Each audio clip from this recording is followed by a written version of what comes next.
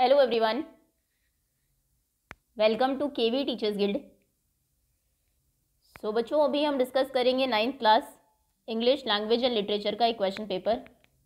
ये current session PT3 exam का paper है, PM श्री केंद्रीय विद्यालय का। तो बेसिकली ये उन केवी स्टूडेंट्स के लिए नहीं है जहाँ पर इंग्लिश कम्युनिकेटिव है। Okay, so first is section A reading. Read the passage given below.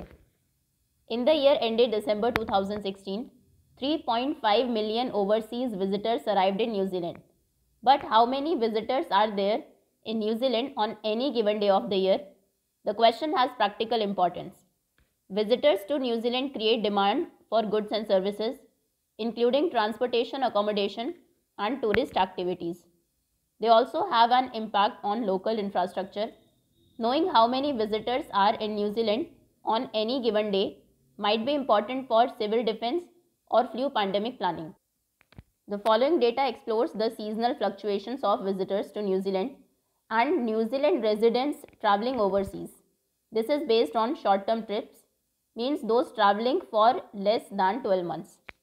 So in 2016, the number of overseas visitors in New Zealand ranged from 1,12,000 on 31st August to 3,54,000 on 29 December. In contrast, in 2016, the number of New Zealand residents temporarily overseas ranged from 72,000 on 1st March to 2,35,000 on 29 December. In both cases, the late December peak reflects an upsurge in travelers visiting friends and family, as well as an upsurge in those visiting for holidays. There are strong seasonal pattern in visitor numbers. See figure below. Above basically, in recent years, the number of visitors in New Zealand peaked in the week of 27 December to 2nd January. The peak was 29 December in 2011 to 13 and 2016, and 28 December in 2014 and 15. At that peak in 2016, the number of overseas visitors in New Zealand was 3,54,000. This compared with a peak of 1,91,000 in 2000. Since 2000, the number of visitors in New Zealand has increased across every day of the year, but more during the summer months, which are December to March. The number of visitors in New Zealand tends to be at its lowest in late August, early September and mid-June. On 31st August 2016, there were an estimated 1,12,000 overseas visitors in New Zealand. This is 2,42,000 less than the peak reached on 29 December. The seasonality of visitor numbers present challenge to the tourism sector. This challenge includes managing the peak summer influx of visitors, marketing New Zealand as a destination at other times of the year in order to spread visitor numbers throughout the year. Okay, now based on your understanding of the passage, answer the questions given below. पहला question है, which of the following is not a demand that is created in New Zealand because of visitors coming to the country? लोग देश में आते हैं तो कौन कौन सी डिमांड्स वहाँ पर क्रिएट होती है? बहुत सारी गुड्स और सर्विसेज की डिमांड विजिटर्स क्रिएट करते हैं, जैसे transportation, accommodation and tourist activities.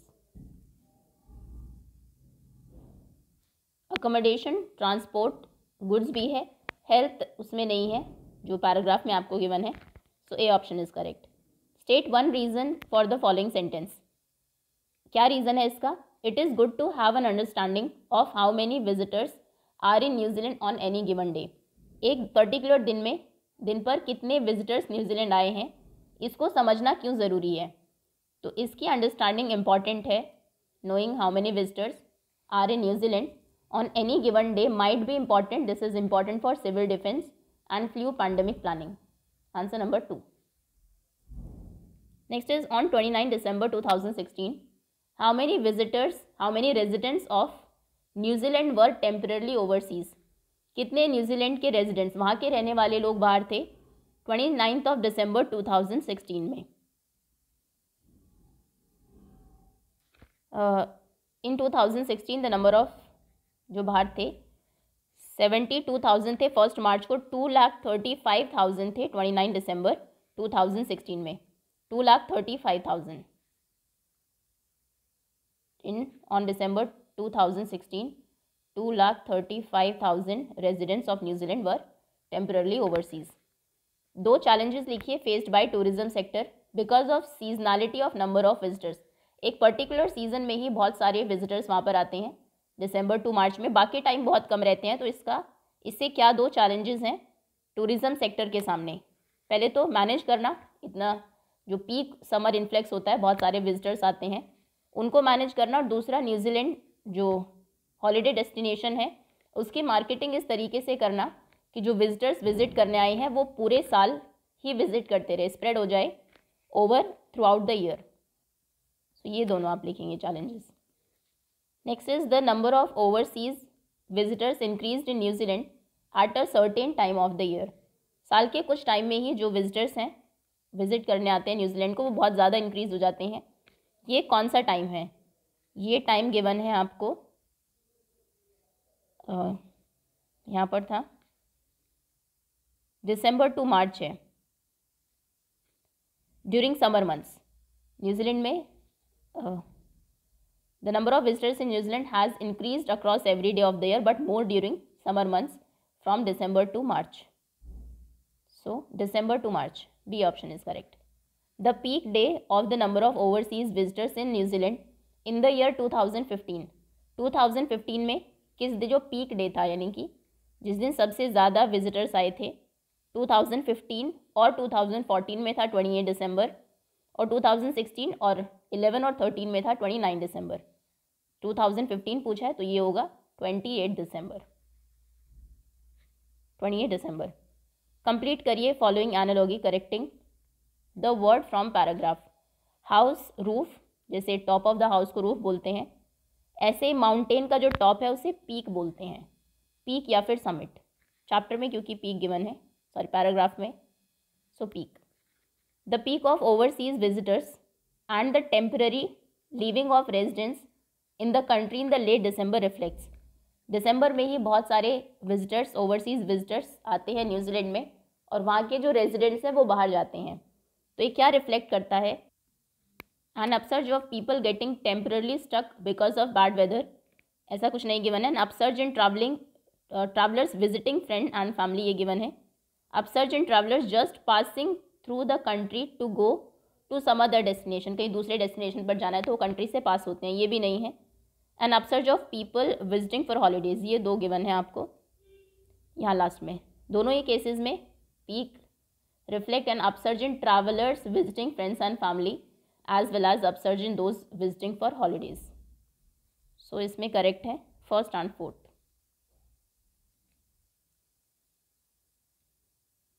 Sorry second and fourth, second and fourth, D option. बताइए ट्रू है फॉल्स है? The number of visitors in New Zealand tends to be lowest only in late August. सिर्फ late अगस्त में ही जो visitors हैं New Zealand में वो कम होते हैं। तो लेट अगस्त नहीं, बहुत सारे यहाँ पर गिवन है। सबसे कम विजिटर्स होते हैं यहाँ पर late August, early September and mid June में। सो ये फॉल्स स्टेटमेंट है, false. Next is the number of visitors in New Zealand on 31st December is blank less than visitors on peak day in the year 2016. तो 2016 में peak day पर जितने visitors थे 31 अगस्त को उससे कितने कम विजिटर्स थे?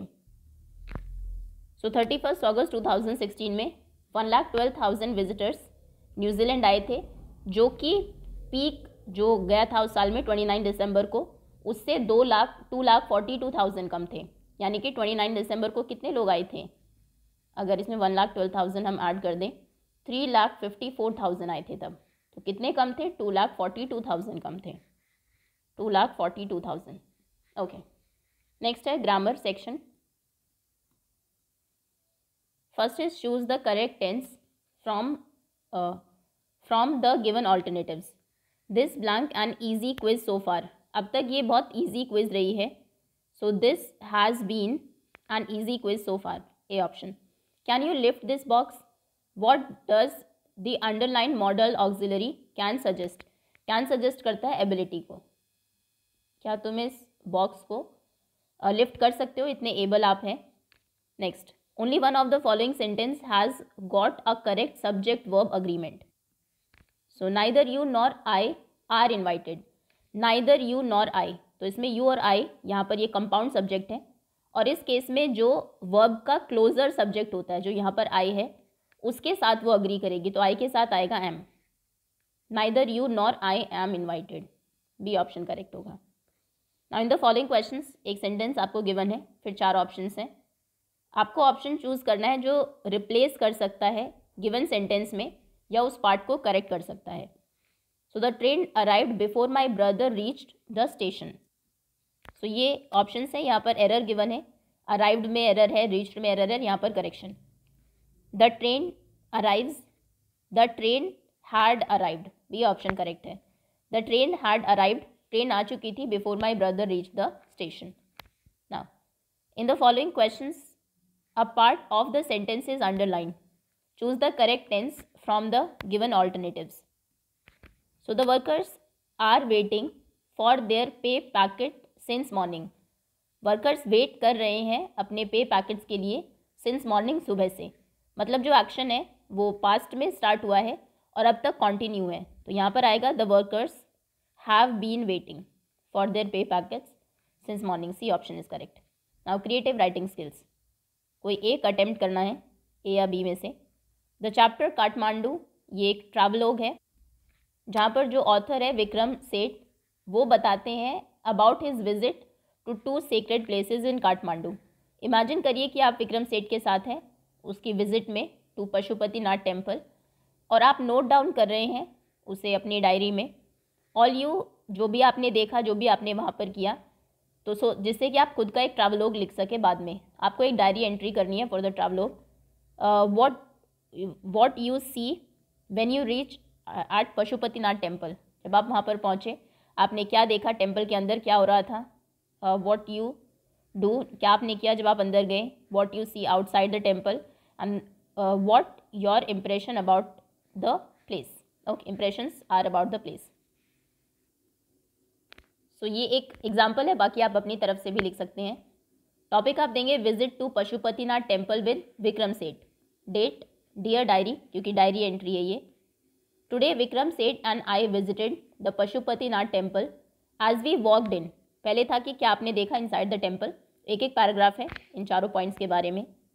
सो जैसे हम अंदर गए, the air felt calm and peaceful, we could smell the sweet scent of incense and hear people praying softly. Second, कि आपने क्या किया वहाँ पर, what you do when you were inside the temple. Inside many people were praying with folded hands. The temple look beautiful with its detail carving. We watched priest in orange clothes during ritual and prayer. Vikram and I took part in a small prayer ceremony. We offered flowers and lit small lamps. It felt quiet and peaceful inside the temple. Next है, बाहर आपने क्या देखा। So outside there were a busy market. People were selling colorful items like beads and spices. We also saw monkeys playing around. People were chatting happily and sharing stories. Then impression last में, thinking about our day, Pashupatinath temple felt special. It's a place where people come to pray and feel close to God. The mix of calmness inside the temple and the lively market outside made it memorable. Vikram and I left with a happy heart, cherishing the peaceful moments we experienced there. Okay. Next. इसके और में है, taking the information given below, develop एक descriptive paragraph आपको develop करना है 80 to 100 words में। आप इन्वेंट कर सकते हैं खुद की डिटेल्स भी। सो कुछ पॉइंट्स गिवन है। बिस्मिल्लाह ने सीखा लर्न प्ले करना from uncle Ali Bux. Vishnu temple of Banaras Balaji and इवियांगिया Malviya temple on Ganga. Favourite place of Bismillah selected for all India radio in 1938। Honour of playing shehnai, इसमें मिस्टेक्स हैं कुछ, ऑन 15 अगस्त 1947। गूंज उठी शहनाई, ये एक मूवी में उनका कुछ पार्ट था। Fond of Banaras, symbol of India's composite culture, and awarded Bharat Ratna in 2001. Short में देख लेते हैं एक बार. So Bismillah Khan was a famous musician who played the shehnai, a traditional Indian instrument. He learned music from his uncle Ali Baks. He loved to visit temples in Banaras by Ganga River, like the Vishnu Temple and Balaji Temple. In 1938, he got a big chance to play on All India Radio. A special moment, ये एक temple का नाम missing है और यहाँ पर ठीक है. A special moment for him was playing the shehnai on India's Independence Day in 1947. He became popular not only in India but also in places like the USA and Canada. People loved his music. In 2001, because of his talent and love for music, he received India's highest civilian award, the Bharat Ratna, from the Indian government. Okay, next. Now section C, literature. Read the extract and answer the following questions. Remember, no men are strange, no countries foreign. Beneath all uniforms, a single body breathes. Like ours, the land our brothers walk upon is earth like this, in which we shall die. We shall lie. First is, can we consider people stranger? Why? क्या हम लोगों को stranger समझ सकते हैं और क्यों? So नहीं, लोग strangers नहीं हैं. We can't because they are the same as we are. वो भी हमारे जैसे ही है, हालांकि उनकी जो ड्रेसेस हैं वो हमसे डिफरेंट है. तो इसमें सी ऑप्शन करेक्ट होगा. Can we consider countries other than arts foreign? हम अपनी कंट्री के अलावा जो दूसरी कंट्रीज़ हैं उनको फॉरेन समझ सकते हैं. इसके लिए भी राइटर ने नहीं कहा है. यस के तो तीनों ऑप्शन गए. नहीं, we can't because we share same earth with them, क्योंकि हम एक ही अर्थ पर रह रहे हैं, तो कोई भी फॉरेन नहीं है. Next is, how are we one despite living in different countries? अलग अलग कंट्री में रहने के बाद भी हम सभी एक कैसे हैं? कंट्रीज़ डिफरेंट है लेकिन अर्थ जिसके ऊपर हम रहते हैं, जिसमें बरी होते हैं, वो सेम है. कंट्री डिफरेंट है लेकिन ड्रेसेस, फूड, लैंग्वेज वन है. ये तो है ही नहीं. Language, food, dresses, countries different है. हम एक है because nothing differentiate us from people of other countries. The countries are different is not same. इसमें ए ऑप्शन करेक्ट होगा. कंट्रीज हो सकता है डिफरेंट हो, may be different, but the earth जिसके ऊपर हम रहते हैं and get buried in, that is the same. A option is correct. What message is conveyed here? क्या मैसेज यहाँ पर कन्वे किया गया है? That we are one, though living in different countries and wearing different dresses, we cannot be one. कोई भी message नहीं. ए option correct है कि हम एक ही है, भले ही हमारी कंट्रीज डिफरेंट हो और जो ड्रेसेस हम पहनते हैं वो डिफरेंट हो. A option. Name the poet of this poem. ये पोएम है नो मैन आर फॉरेन और पोएट है James Kirkup. Okay. Now answer any 5 of the following in 20 to 40 words. अब आपकी बुक के क्वेश्चन आंसर्स हैं. So first is, what is the belief at Pashupatinath about the end of Kalyug? Pashupatinath में क्या belief है, लोगों की क्या मान्यता है कलयुग के एंड होने के बारे में? पशुपतिनाथ में एक श्राइन है जो पार्शली अभी बाहर निकला हुआ है. लोगों का कहना है कि जब ये फुल्ली इमर्ज्ड होगा, पूरा बाहर आ जाएगा, तो उसमें जो गॉडेस है वो चली जाएगी, इट विल एस्केप, और जो ईवल पीरियड है कलयुग का वो ख़त्म हो जाएगा. So it is believed that when the shrine will emerge fully, the goddess inside it will escape and the period of Kalyug will then end. Of Kalyug will end. Okay. Next is, who were Abdul Kalam school friends? Abdul Kalam के 3 school friends थे और उनके नाम बताने हैं. What did they letter become? बाद में वो क्या बने? तो सबसे पहले रामानंद शास्त्री जो कि वहीं के रामेश्वरम के टेम्पल में प्रीस्ट बन गए थे, क्योंकि उनके फादर भी प्रीस्ट थे. सो ही बिकेम अ प्रीस्ट, एक पुजारी वो बन गए. At a priest of Rameswaram temple. Temple. दूसरे थे अरविंदन। अरविंदन उन्होंने एक बिजनेस स्टार्ट किया था, स्टार्टेड अ बिजनेस, जिसमें वो ट्रांसपोर्ट अरेंज करते थे of arranging transport for pilgrims, transport for pilgrims जो तीर्थ यात्री थे उनके लिए। और तीसरे थे शिव प्रकाशन, जो शिव प्रकाशन जो कि केटरिंग कॉन्ट्रैक्टर थे। He became a catering contractor for southern railway, for railways. Okay, next is, why was the holy man who gave Santosh's mother his blessing surprised? संतोष की मदर को जिस होली मैन ने, साधु ने ब्लेसिंग्स दी थी, वो सरप्राइज्ड क्यों था? क्योंकि संतोष की मदर ने डॉटर के लिए डॉटर को मांगा था, बेटी को मांगा था, जबकि जो होली मैन था वो एक्सपेक्ट कर रहा था कि शायद वो उन्हें बेटा चाहिए होगा। सो संतोष's ग्रैंड मदर थी, एक्चुअली मदर की नहीं, वो नहीं थी, ये विश नहीं थी। Grand mother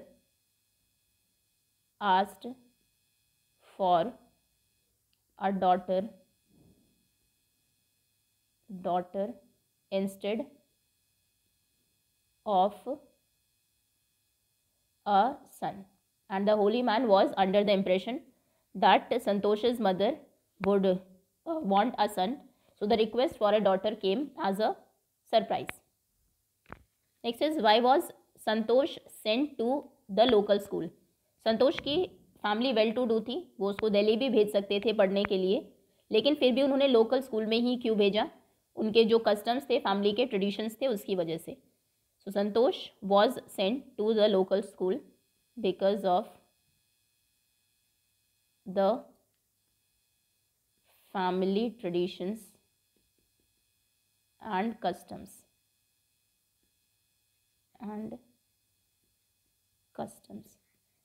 Next is, what is Jhansi's illness? Johnsy को क्या हुआ था? निमोनिया उसको हुआ था। What can cure her? क्या उसको क्योर कर सकता था, सही कर सकता था? मेडिसिन या फिर the willingness to live? Willingness to live, उसमें जीने की इच्छा ही नहीं थी, इस वजह से वो ठीक नहीं हो रही थी, मेडिसिन भी असर नहीं कर रही थी। So willingness to live can cure her. Illness पहले लिख देते हैं। Johnsy was suffering from pneumonia, pneumonia, she was suffering from pneumonia and the willingness to live could cure her. Next is, what does the author notice one Sunday afternoon? एक Sunday afternoon में जब author dining table पर बैठे थे तो उन्होंने देखा एक रूम से स्मोक, धुआं बाहर आ रहा था, तो मतलब घर में आग लगी थी, ये उन्होंने नोटिस किया।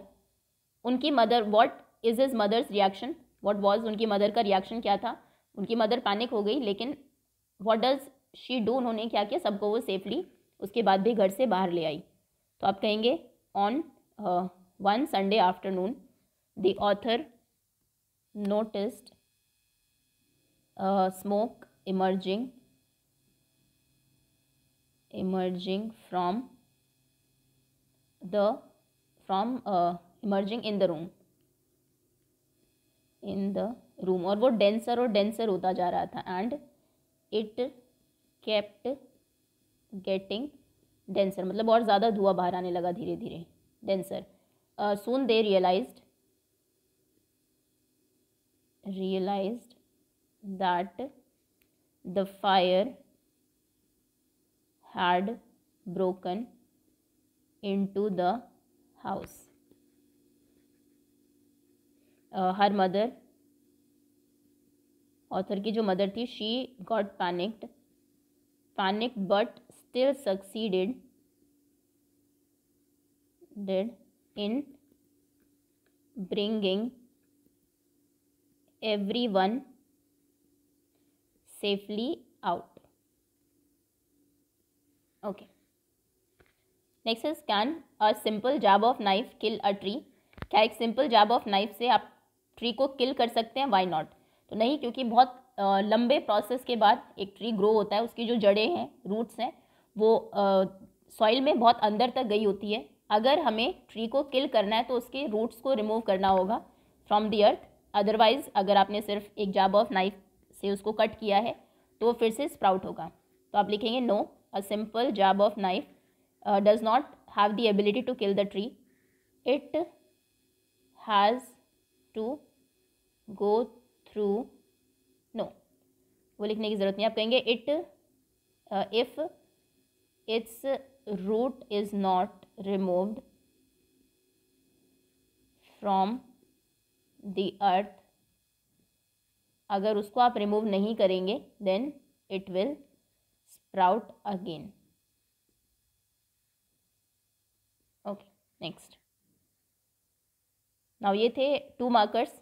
अभी एक क्वेश्चन आपको अटेम्प्ट करना है दोनों में से, ये 5 मार्क का क्वेश्चन है।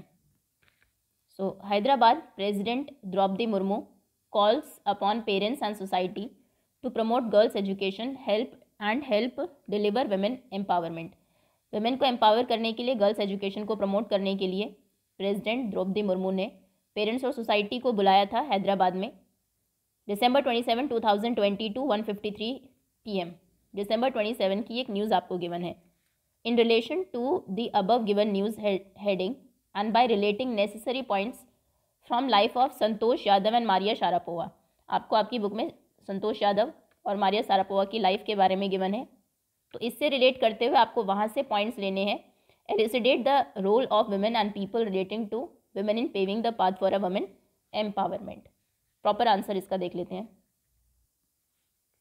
सो first is about Santosh Yadav. Santosh Yadav was born in a small village of Haryana. She was a determined, considerate, polite and hard-working girl. Even in her childhood, she loved to live in her own way. When she was 16, her parents wanted to have her married, but Santosh firmly refused to marry. She was a rebel who did not want to follow the traditional ways of living. She decided to become a mountaineer in her life. She developed a remarkable resistance to cold climate and high altitude that is required for mountaineering. She was the first woman in the world to scale the mountain peak twice in the same calendar year. She proved herself repeatedly because of her iron will, physical endurance, and amazing mental toughness.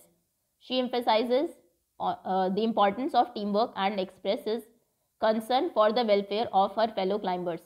She was a fervent environmentalist who brought 500 kgs of garbage from the Himalayas. She was awarded with the Padma Shri for her achievements. She is now an officer in Indo-Tibetan Border Police Force. About Maria Sharapova. Maria Sharapova is a renowned professional tennis player who has achieved great success in her career. She was born on April 19, 1987 in Russia and started playing tennis at a young age. She was taken to the United States by her father to enable her reach her chosen goal. Separation from her mother was not so easy for the little girl. She lived all alone in the unknown country for the sake of her passion and love for the sport. She had to overcome a lot of difficulties and make many sacrifices during her training, which she did without losing her self-confidence. Sharapova gained international recognition when she won her first Grand Slam title at the age of 17, defeating Serena Williams in 2004 Wimbledon final. Throughout her career, Sharapova has been recognized for her sportsmanship and her ability to handle pressure. She has become an inspiration to many aspiring tennis players, particularly young women, for her success and her determination to reach the top of her sport. Okay. Now इसके और में question है, Akshay told his friend जय, अक्षय अपने friend जय को कहता है, जो स्टोरी है the last leaf, O Henry ने जो लिखी है, ये स्टोरी है of supreme sacrifice by an artist, एक आर्टिस्ट के सुप्रीम सैक्रिफाइस के बारे में ये है। बहरमन ने जो एक मास्टरपीस बनाया था उसकी बात यहाँ पर हो रही है। And also a reminder of the famous proverb, और एक फेमस प्रोवर्ब भी हमें याद आती है स्टोरी पढ़ के, that a friend in need is a friend in deed, वही सच्चा दोस्त है जो नीड के ज़रूरत के टाइम आपके काम आए। क्या आप अग्री करते हैं? डू यू थिंक जो स्टोरी है द लास्ट लीफ अक्षय के स्टेटमेंट को वो सपोर्ट करते हैं? तो बिल्कुल दोनों ही स्टेटमेंट्स ट्रू है। कमेंट करिए with reference to difficult attitudes of life of Sue Johnsy and Behrman. So yes, the story of the last leaf is a story of, ये सुप्रीम सैक्रिफाइस की स्टोरी है by an old artist mister Behrman. उनका dream था to paint a masterpiece someday, कि किसी दिन वो एक मास्टरपीस को पेंट करेंगे, और उनका ड्रीम सच होता है। His dream comes true when he paints a last leaf that is a near replica of real leaf, जो बिल्कुल रियल लीफ की जैसी दिखती थी। This masterpiece saves the young life and fulfilled, जो यंग लाइफ जॉन्सी की life को इसने सेव किया, and fulfilled Behrman's ambition too, Behrman का एम्बिशन भी इससे फुलफिल हो गया। बेहरमैन लर्न अबाउट, अब थोड़ा सा एक्सप्लेन करेंगे, उसको जॉन्सी की इलनेस के बारे में, उसकी फैंसीज के बारे में पता लगता है। He did not waste a single second, he took the lantern because it was dark, अंधेरा था तो वो अपनी लैंटर्न लेते हैं, एक लैडर लेते हैं, because he had to paint the leaf on the wall पर, क्योंकि उन्हें लीफ पेंट करनी थी। He took brushes and colours, he painted the leaf on the wall through though it was raining heavily, बहुत ज़्यादा बारिश हो रही थी फिर भी उन्होंने उस लीफ को पेंट किया। द रियल लीफ हैड, जो असली में लीफ थी, लास्ट लीफ, वो एक्चुअली में गिर चुकी थी, had already fallen. The painted leaf struck to the wall, Johnsy said the last leaf still intact, तो वो जो लीफ उन्होंने पेंट की थी, जॉन्सी को लगा वो रियल लीफ है, तो उसने कहा कि जो लास्ट लीफ है वो स्टिल वैसी ही है, इंटैक्ट है।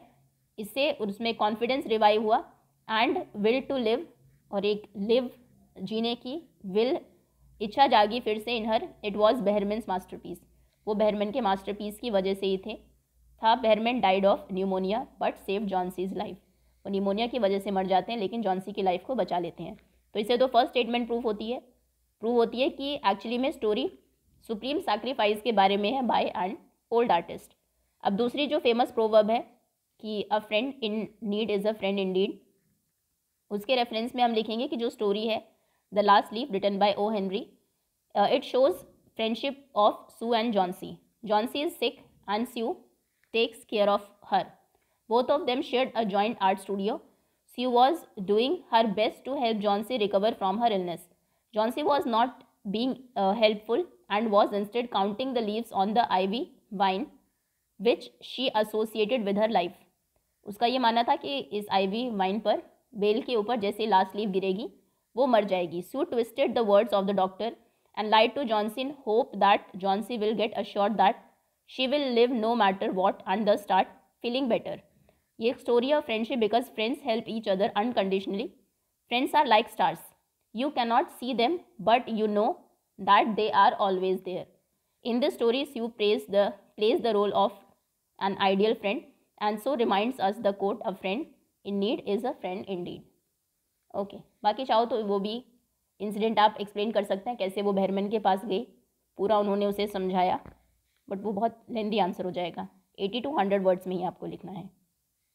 दैट्स ऑल स्टूडेंट्स, ये था 9th class English language and literature का एक question paper. Thank you so much for watching.